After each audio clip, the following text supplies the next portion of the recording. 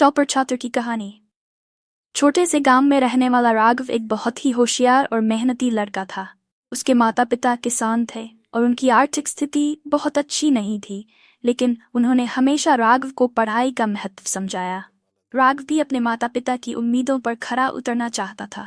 राघव का स्कूल गांव से कुछ दूर था, जहां वह रोज पैदल जाकर पढ़ाई करता था। कठिन परिस्थितियों के बावजूद उसका मनोबल कभी नहीं टूटा। जब भी वह थक जाता, वह अपने माता पिता के चेहरे की ओर देखता और उन्हें गर्व महसूस कराने की सोचता। राघव का सपना था कि वह अपनी पढ़ाई में इतना अच्छा करे कि उसे स्कॉलरशिप मिले और वह शहर जाकर उच्च शिक्षा प्राप्त कर सके। राघव का दिन सुबह जल्दी शुरू होता था।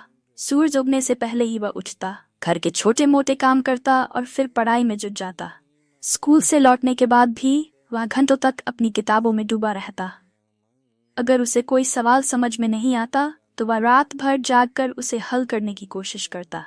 उसकी लगन और मेहनत के कारण वह हर साल क्लास में अव्वल आता था। 12वीं कक्षा की बोर्ड परीक्षा आने वाली थी और यह राघव के जीवन का सबसे महत्वपूर्ण मोड़ था।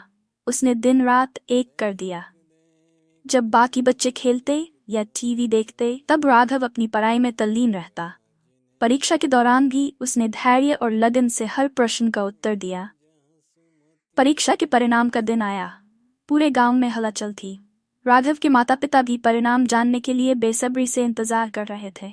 जैसे ही परिणाम घोषित हुआ, पूरे गांव में खुशी की लहर दौड़ गई। राघव न केवल अपने स्कूल में बल्कि पूरे जिले में टॉपर बन गया था। उसकी मेहनत रंग लाई थी।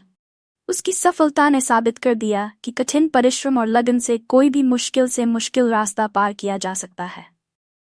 राघव को सरकार की तरफ से स्कॉलरशिप मिली, जिससे वह शहर जाकर आगे की पढ़ाई कर सका।